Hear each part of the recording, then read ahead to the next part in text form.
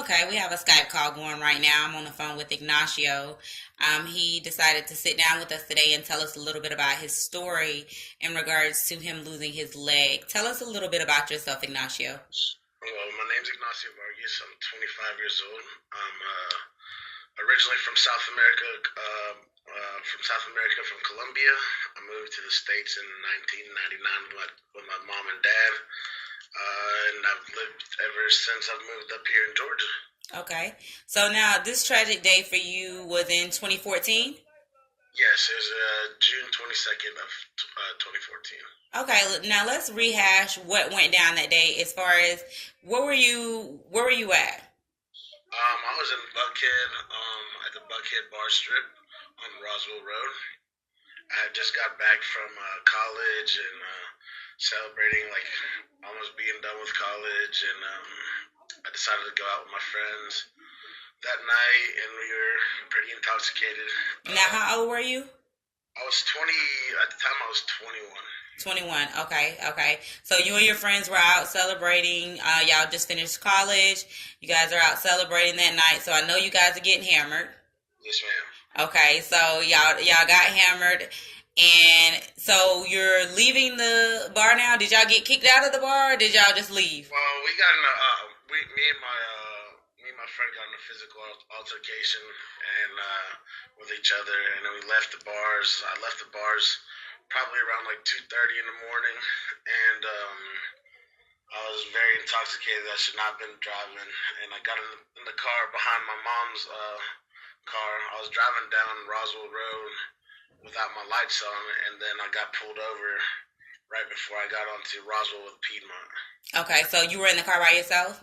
I was in the car with one of my friends, one of my good friends who I currently live with at the time. Okay, and so you guys got pulled over. You said off of Piedmont. Yes, ma'am. Right next to Piedmont and Roswell, right next to the Tin Lizzies and all. Okay, so it was a normal traffic stop because you didn't have your lights on. Yes, it is So, correct. and at this time, the officer comes to the car and says what? And the officer asked me, I was pulled over. I pulled over in the middle of the road, thinking that I was like in an alley, and because I was very intoxicated. And then the officer asked me to go into the Tin Lizzies parking spot, and I pulled into the Tin Lizzies parking spot, and then I got out of the car. I walked towards the cop's car, and then the cop was like, "Get back in your car," because obviously he felt threatened at the time. So I got back into my car, and then I decided I wasn't gonna go to jail, so I decided to run. So okay, so let's play it back. So the officer comes to the car, and you decide to get out the car, walk over to the car. Clearly, that was partly because you were intoxicated, correct? That is correct. Yeah. So now, while all of this is going on, your friend that is in the car is he still in the car? Yeah, he stayed in the back seat. Okay, okay. So after the officer tells you to go back to the car and you made up your mind, hey, he's about to take me to jail and decide to run, did your friend run with you? No, ma'am, he stayed in the cop car. I mean, I made the worst decision of my life to run from the cop cars because I was obviously in my mom's car, so they obviously knew who I was. Okay, so you took off running. How long were you running before you were captured? I was running for about 2 hours, 2.5 hours. Okay, so let's go through that a little bit. Where were you at running? Well, there's all those like apartment complexes right there, like townhomes. I was running through the cop cars. I mean, I was pepper sprayed. I had to jump a couple fences, and I was running through the apartments, asking for people to open up their doors so that I could just get in, and no one opened up. So then I magically, like, towards the end of me running, I saw one of my friends who I was originally with at the bars, and he was walking towards his house. And I whispered, and I said, "Hey, his name is Zach." I was like, "Hey, let's switch clothes." So we switched clothes, and then we started walking towards the bar. And then as we were walking towards the bar, I saw another cop car because they had shut down Buckhead looking for me. Um, I saw another cop car and I started running away from the cop car, and then next thing I know, I hid in the bushes, and then I was basically like I said to myself, like, I'm just gonna go to jail, like whatever, let's just stop running. So I Okay, had to, So, did you have any priors, like any warrants or anything in the system at the time? Yes, well before this, I had been arrested in high school for selling marijuana. Mm-hmm. I had sold to a confidential informant, and then I had so I got a felony for that. And I remember very vaguely from my judge stating that if I ever were to get in trouble again, he'd send me down to Jackson State Prison to sit right next to Brian Nichols, and I never wanted to. Okay. Okay. So that's what was in your mind as well, is because I just want to understand the whole logic with the running and everything. Of course, the intoxication did a lot of that. Yes, But on the other hand, you had priors and you were thinking of, okay, what's going to happen to me if I do get incarcerated? yeah. I didn't want to go to prison and all that. Okay, so when you're in them bushes and you decided, you know what, enough's enough, let me just go ahead and take this. What happened next? The cop car backed up into the parking spot, or like the parking deck where I was, so the camera was facing toward the street, and then he came out looking for me. He radioed over to his coworkers or other officers, and about four of them came into the woods and just started beating me until I felt like my leg. Now they didn't say anything. They didn't read you any rights. They didn't do any of that. No, they were. They said he's over here. We've got him. And then next thing I know, I'm getting beat. And then to the point where I wasn't able to walk out of the bushes, they put me in handcuffs and they dragged me out of the bushes. And Now we know that so you were beaten to where you couldn't walk out of the bushes. But let's discuss that beating a little bit. Like were they only beating the lower part of your body, or were they hitting you in the face and everything as I well? was getting kicked in the head. They were stomping down on my knee, and surprisingly, where I was at, there was like a concrete ledge right there that like my knee was over that I didn't know at the time. So my leg was elevated, so that's what fractured all the tendons down and severed all the arteries. So that's why, if it wasn't for that ledge, I wouldn't have this problem that I have right now. Okay, so this situation happened. They drag you out of and they handcuffed you, correct?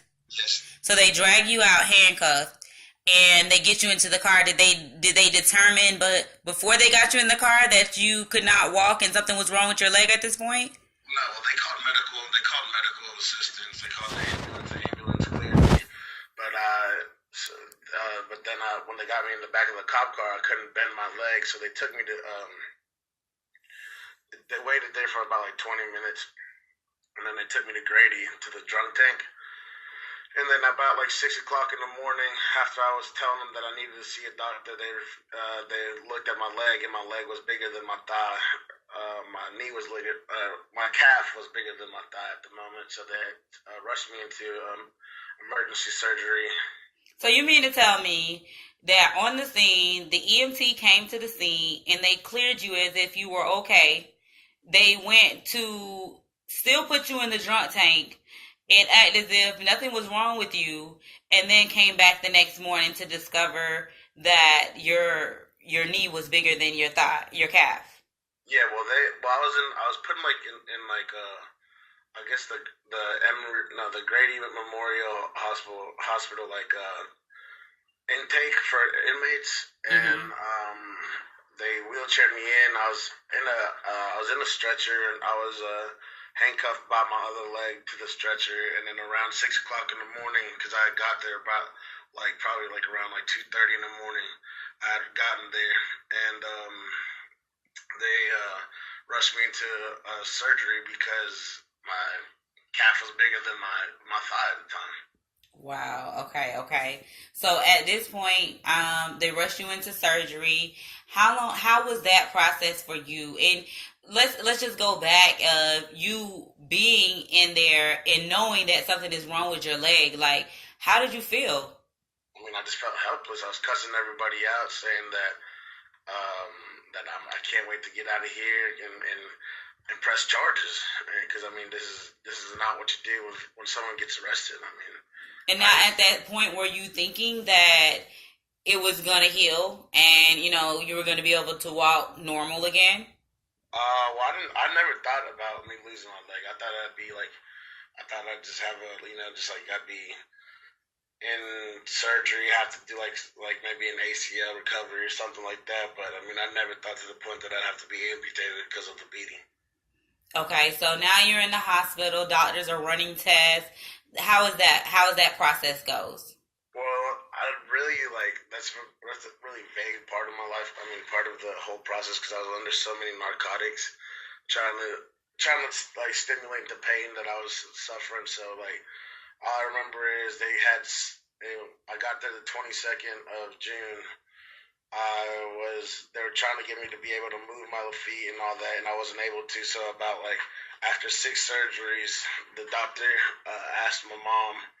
Um, doctor asked my mom like, "There's nothing." She said the doctor specifically told my mom that there's nothing else that we can do for her. It's the best thing to have hit go get amputated undergoing a surgery so that he doesn't have to go into surgery knowing that he's going to lose his feet or foot. Wow. Okay. Okay. So now, at this point, was there a long process in between that time and you actually going into the surgery and getting this done? Yes, well, I was amputated on July 7th. Okay. Okay. And okay. So what's recovery like? Well, I got an infection. I almost died from a fever due to infection in my legs. I wasn't able to get cleared to go home until July 29th. And at the time, I was still in school, so when I got out, I had to take this final and under narcotics and all that, which I was barely able to pass, which was unheard of from a school. Okay, okay, wow, okay. So you're going through all this, you're still having to take medication, to ease yourself from the pain and everything else. So along with that, the difficulties of adjusting. Let's tell me how you felt and how it was for you readjusting your life, getting back into the flow of life with now your leg is gone. Well, at first I was really depressed. I didn't want to leave my house. I didn't want to see anybody. I mean, I had just lost a leg, and at the time I was like, I'll never be able to walk again. I'll never be able to do anything in my life that I wanted to do. So I got into a very depressed state, and then by luck, by the luck of my friends and all that, they pushed me to leave my house, and they said you're coming out regardless of what you say, and they brought me out to a restaurant, and then we started like hanging out. I was only able to hang out for a little bit because I had to go home and take my narcotics for my pain that I was in. So I kept on doing that, and then I started going to the Braves games and seeing all my friends, and I mean it was just sad because I was just like in a wheelchair. Everyone was around me and all that. So I mean it was sad, but I mean at the same time that was part of the getting used to things because I mean like my concept in life right now is like if I could sit home and pity myself for like the mistake that I made or whatnot, or I can just live with this mistake and make the most of it. Now with that, so you got out, you were in the wheelchair. How long were you in a wheelchair before you decided, you know what, I want to go and get a leg? Well, the whole process of the amputation, I had to be in a wheelchair for 6 months Okay. for like the whole leg to close and all that, because it was a very severe amputation. So I got my first leg, um, which is a mechanical leg, because they wanted me to learn how to walk on that before walking on a robotic leg. Which is the differences in legs is one walks for you and one you have to walk with it. Okay, okay.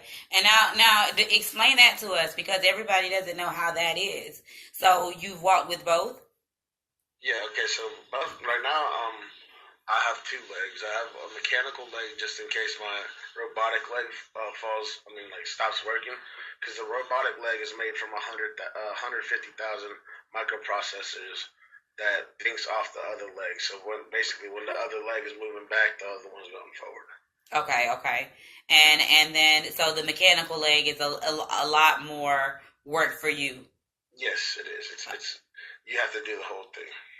Okay, and I know you're working and everything now. So, does it affect you with work? Like, I know for some people, the rain affects their body. Like, do you have any complications with your leg during Like, the do I have any? temperatures or anything like that? Well, I mean, like usually when people get amputated, they start having like phantom pains, which is like you still feel like your old limb being there. But luckily, thank God, I don't have those as much as people have them. I mean, honestly, I can do everything I was able to do before, just not run as fast, you know. Okay. Okay, so you feel like you're still 100% and you can still move like everybody else move. You don't feel like it's really stopped you from doing anything in life. No, I mean it's. I mean, obviously, it takes a little bit longer for me to do things now because I have to make sure my leg is charged, everything's all right. But I mean, I'm still able to get around, walk around the office, and go to the gym and lose weight and lift weights. Well, and then okay, so not just on the side of your leg.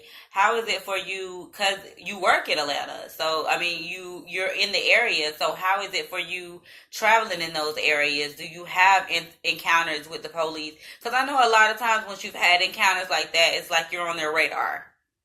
Yeah, I mean, I really, I mean, the way I looked at it, it was like, I guess that was like my rock bottom, you know.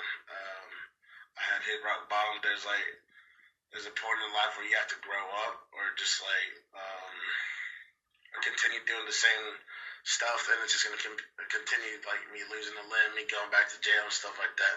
I mean, don't get me wrong, I still go out and have a good time during the weekends. That has not stopped me at all. But like, there's a point where I'm not like going out to the bars, getting blackout, and driving home. Okay. And then with you telling your story and what they've done to you, because in my opinion, they went too far.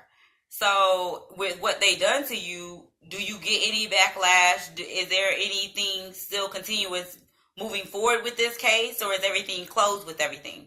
Everything we came to a conclusion. I mean, we settled out of court. Okay, okay. So And you got a check.